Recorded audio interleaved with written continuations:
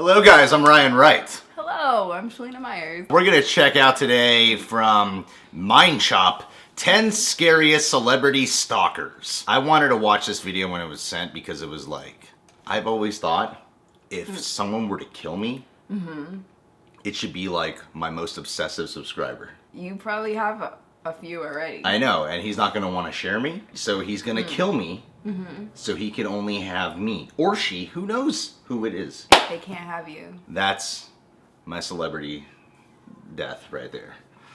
Yes, I consider myself a celebrity. Let's watch this, people.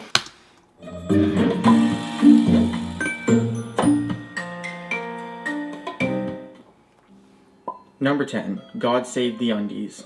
To start off this list, let's begin with one of the first celebrity stalkers I could find. Okay. Edward Jones. In the 19th century, he was known as the Buckingham Palace Intruder.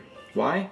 Jones fell in love with Queen Victoria via a painting and just had to get closer to her. He was caught in 1838 going through Queen Victoria's dressing room with her underwear stuffed down his pants, holding a letter to the Queen. Strangely Gangsta. enough, he was not convicted of a crime. The man sure had tenacity. Even after being caught, he continued to break into the palace up to the point where the royal family had enough of him and sent him to the Navy, where he was to never return to bother the Queen again. Rumor has it, he still has the underwear. Nice, good job. Number 9. Olympic level insanity. In 2009, Shaun Johnson discovered the dangers of being a young, attractive girl in Hollywood. Yes, her name is Shaun, try not to get confused. The Olympic gold medal athlete was a contestant on Dancing with the Stars. As a result of her fame, Floridan Robert O'Ryan became absolutely obsessed with her. He eventually traveled from Florida all the way to the set of Dancing with the Stars in California and tried to break into the set, where he was fortunately arrested. The full extent of his bizarre behavior became clearer in the trial. On the way to California, he was stopped in Alabama by an officer. In the dashcam footage, they talked for 30 minutes about how he was going to convince her to marry him, and that he had always been telepathically communicating with her. That's kind of Even sweet. going as far as to suggest that Johnson spoke to him during the Beijing Olympics. When they arrested him, they found 2 guns, duct tape, a wooden club, and poetry, among other small gifts. Pretty sure that's not how you convince someone to marry you. At least, not the right way. Just got You weird. know, the poetry's weird. Number 8. Bieber fever. It's not strange What? that Justin Bieber has a ton of fans, but 45-year-old male Dana Martin did not fit the description for the typical groupie.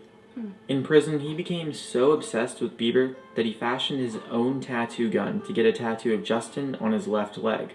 This rapist murderer, who was sentenced to life in prison, then became angry for 2 reasons. For one, Bieber never responded, and second, Bieber changed from his original image. Because of that, Martin conspired with 2 other felons to kidnap, castrate, and murder the pop idol. Oh my along with his God. bodyguard and friends. In a twist of fate, things took a turn for the worse when the 2 contracted killers turned onto the wrong road and ended up at the Canadian border instead of Vermont. When stopped by the police, they discovered the plan, the tools, the weapons, and even a hand-drawn picture of Justin. Martin remains in jail, where in his last interview he said he would still have sex with Justin. Yeah, good luck with that. They would not look good together. Number 7. Letters to Letterman. Schizophrenia has never been a friend to anyone. For David Letterman, he learned this firsthand. For over 10 years, a Margaret Mary Ray believed him to be her husband. The erratic behavior that ensued became a source of jokes he made on his show. She was arrested 8 times for breaking into his home, often showing up with her child, claiming that he was Letterman's son. Mary would also send him letters and the occasional gift. Once, she even stole his car. Letterman joked that perhaps maybe he should change his address. After a couple arrests, she was sent to a psych ward, where she later changed her attention to a retired astronaut. She ended her spree of stalking by committing suicide by kneeling in front of an oncoming train in 1998. Oh no.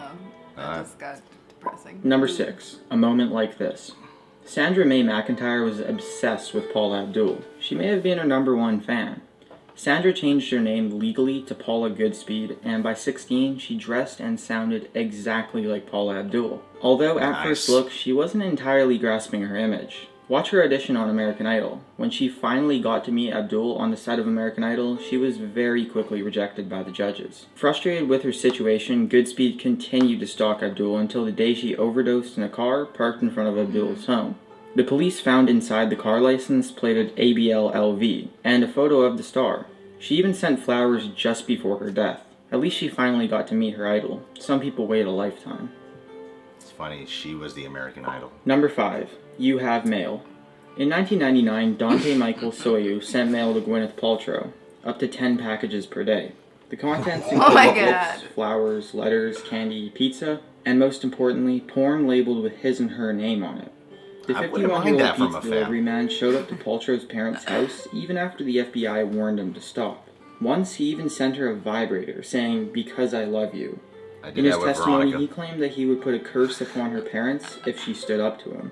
Paltrow testified that she felt threatened by him and that he sent her sexually threatening messages.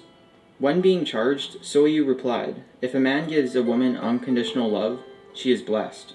A little creepy, but in his letters he also claimed that he would take God's scalpel and cut the sin out of Paltrow. Whatever he means by that, it doesn't sound too good. I don't know, I like the guy. Number 4. In the Doghouse. Actress Catherine Zeta-Jones is married to actor Michael Douglas. A crazy stalker, Dawnette Knight, is in love with Michael Douglas too. The solution? Stalking and threats. Oh, of course. Knight became very protective of Douglas when she started reading magazines that claimed that Zeta-Jones was cheating on him. To counter this, Knight began to tell Zeta-Jones that she was cheating with Douglas already, although no one believes the story. Furthermore, Knight started to threaten her directly, saying, quote, "We are going to slice her up like meat on a bone and feed her to the dogs." In the trial that sent her to jail, Knight could be seen staring silently at Zeta-Jones as she read, "Your actions will be with me for the rest of my life, how I will be constantly observing and looking over my shoulder." She is already out of prison. Now that's a real problem. Wow. Number 3. Mind control murderer. The pharmaceutical companies must be going nuts, because the next stalker sure needed them. Diane Annapolis fervently believed that Steven Spielberg and his wife were part of a satanic cult that practiced child abuse and that could catch others' souls. At the same time, she would stalk both Spielberg and Hewitt at different events and movie premieres, screaming that they were murderers.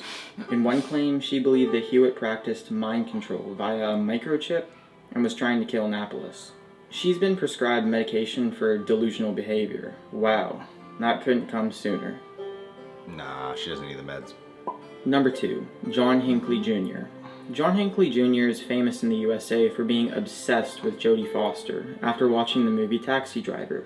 In 1980, he purposefully enrolled and followed her to Yale University, where he would leave her notes and poems. Wow. As to stick with the general stalker motives, he would also repeatedly phone her, to no avail. Since she didn't respond, he dreamt of hijacking an airplane or committing suicide in front of her so that she would finally notice him. His last effort plan involved assassinating the president. He sent one final letter, reading, "The reason I'm going ahead with this attempt now is because I cannot wait to impress you any longer." Hinckley later drove to Washington, D.C., where he shot 6 times at Ronald Reagan, where luckily no one died. He was found not guilty due to reason of insanity. Jesus. I guess I could understand that. Wow. Number 1. Happiness is a warm gun. Arguably one of the most famous stalkers in our recent history is Mark David Chapman.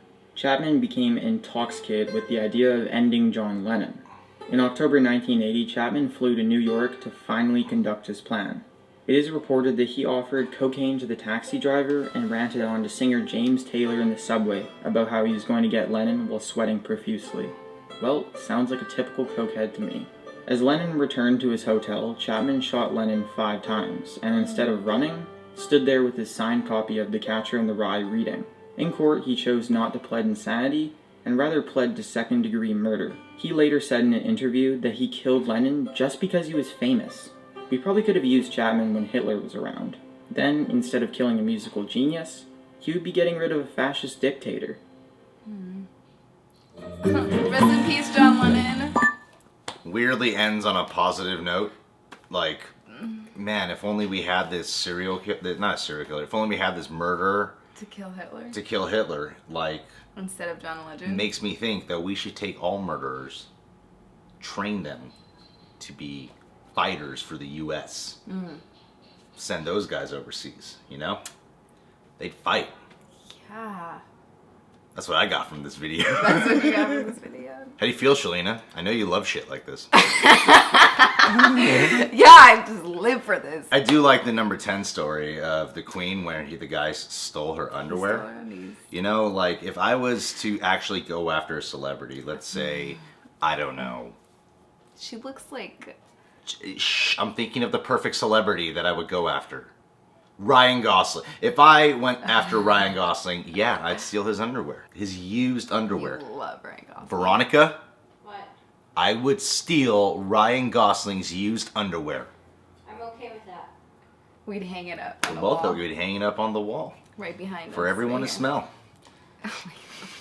I want to see the guy's Justin Bieber tattoo. Oh yeah, the That dude with the he- Justin Bieber obsession. Yeah. You know, like that's crazy. Bieber fever. This could be a movie right here. They just call it Bieber fever, and it's about the guy who wanted to kill Justin Bieber because he changed. It makes me scared to grow and change. Man. That's why I resort to dick and pussy jokes. Justin Bieber must have so many stalkers. Of like really Oh, yeah. freaky, creepy little girl stalkers. Oh yeah. Which is even scarier than that guy. I think. One of those little girls is going to get to him and actually complete the mission of castrating Justin Bieber. Now, if I had Justin Bieber's balls, that would go next to Ryan Gosling's underwear. Wow. Ew. Bieber's balls. That's what I would Bieber's call balls. it. Yeah, Bieber's balls. Wow. Baby, What? I'm going to castrate Justin Bieber. You better be careful with what you say. I'm not, he hasn't been castrated, right?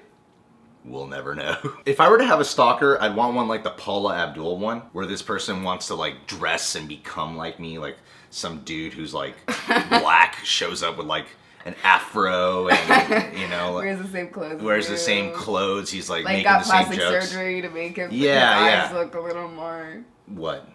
Like a little more what? What are you gonna say?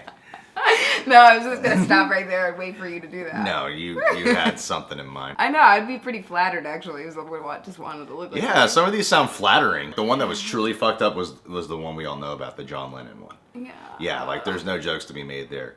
But all these other ones, I kind of feel like the stalkers never won. The one with Michael Douglas and Catherine Zeta-Jones. But most of them are still out there just hanging out. because Yeah, of yeah, too much. I know their stalker went away, is out of prison too, and which is weird because I know Michael Douglas is obsessed with black chicks. How do you know that? It's a fetish. He always brings black chicks into the room. He's talked about this openly in many interviews on talk shows. When you guys hang out?